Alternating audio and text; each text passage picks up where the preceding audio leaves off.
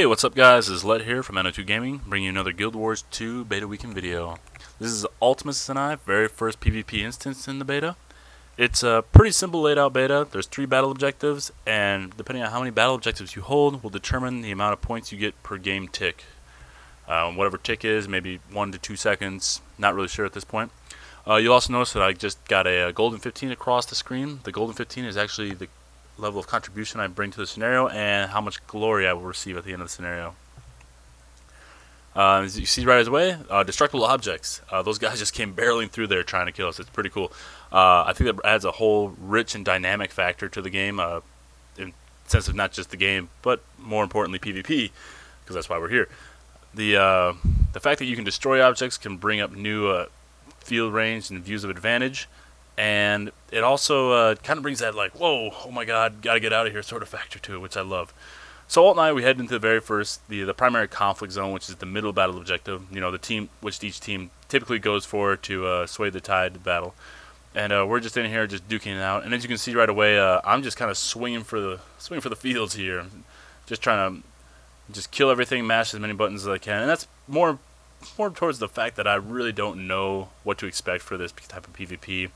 It's all area of effect PvP in the sense that it's hitboxes. It's not just target somebody and all your abilities are guaranteed to hit. Your abilities can go off whether or not you're in range or not. It's pretty intense, and it keeps you more in tune to what's going on. You're not just a mindless drone just targeting and following and sticking with and mashing abilities. You're still mashing abilities, but you're trying to keep a good range from things. You're trying to work in and out of certain combat situations, and trying to avoid taking all that damage while maneuvering to be invulnerable to those certain states. So as you can see here, we're going into a bit of a skirmish. Alt's in there trying to roll, move around as much as he can, draw their fire, while I'm trying to do the same thing, trying to keep that damage saturation high so that all the damage is getting spread out between us rather than just one individual person. In this sense, it also keeps them kind of guessing as to who to hit and what to go after. Alt would appear to be the more squishier class, but the beauty of Guild Wars 2 is that there is no squishy class. It's all about how in tune and how fast you are to reacting to certain abilities and certain things that are going on within the game. I go into my Juggernaut while Alt was in there trying to take their fire, and I just go to kind of do finish cleanup kills, and you can see Alt kind of gets up, but he's going to go back down here pretty soon. I finish, we pike the guy, and he's dead. That's that.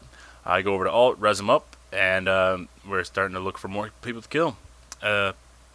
It's a pretty cool aspect of the game, which I've never really experienced, is kind of the finish them off factor, and that's the jabbing of the pike into bodies that are down, or the opponents that are down. In the same aspect, when your allies are down, you can res them. Now, if someone's down, depending on if it's your opponent, if your opponent's down, they can use different abilities on you depending on their class. Some people can rally, some people can CC you, some people can deal damage, some people can get themselves back up, which is rallying. And yeah, so it's really important to finish somebody off. But in the same aspect, which I've run into a lot of problems here, everybody seems to swarm for someone who's down. They're down and they want that kill. They want that 5 points. What I found is that actually if they kill them, the person who actually dealt or helped deal the most damage to that individual, and they don't deliver the final blow, which is with the pike, they actually receive the 5 points as well for the player kill, but they don't receive the actual statistic in the end game summary. But it's something that it's pretty annoying, and I hope a lot of coordinated teams figure that out. Like, you just can't just swarm in and go for that kill. Something else that I'd like to take note about is the amount of AoEs. You'll see a lot of white circles and red circles on the ground. Those are the separation factor between non-beneficial and beneficial AoEs, and it's really important to know the difference between them. Every AoE grants a different condition, different amount of damage, and has different aspects to it, as you would expect. And it's important to know which ones you want to get out of. Sometimes I'll even use my cooldowns. Like, for example, here I think I use the spinning blade to get it out of some harmful AoEs before I take way too much damage. And something that I kind of regret doing, but didn't really realize at the time because I'm so used to playing two-handed warrior classes, is that the two-hander in Guild Wars 2 for the warrior isn't as good as was expected to be. I think the damage is it's below subpar for other setups that you could do. So it's not something I recommend, and I'll be coming out with more videos later on proper warrior builds or tactics, I guess to say. Every build, I guess, has its own abilities, and it depends on how well you perfect it.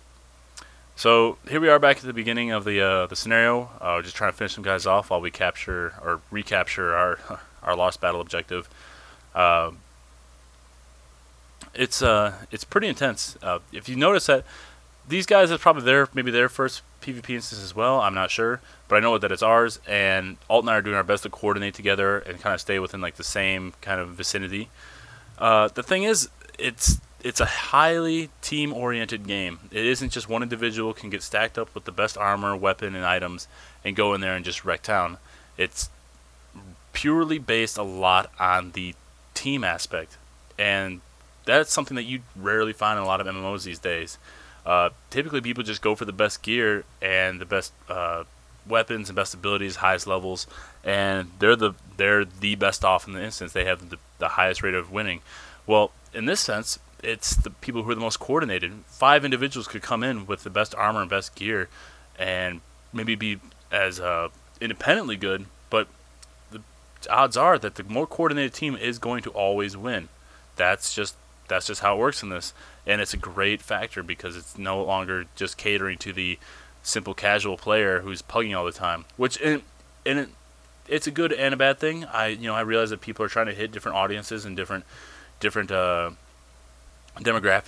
but for the hardcore PvP player, that Guild Wars is the game for them. This is where it's at. You have got to be in tune all the time while playing.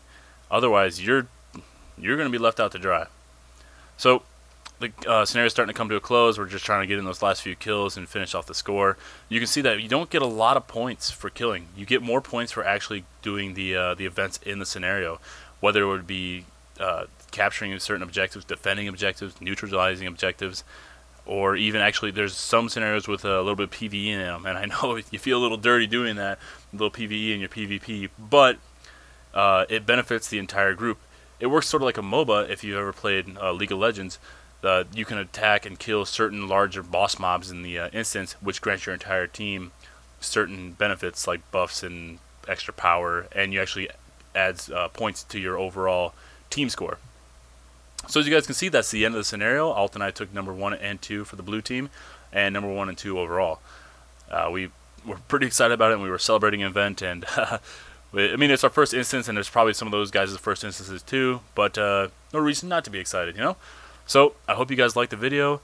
Hope you subscribe and like to the channel. We'll be coming out with a new NO2 channel as well, at the association with the site. And yeah, we'll be seeing you guys later.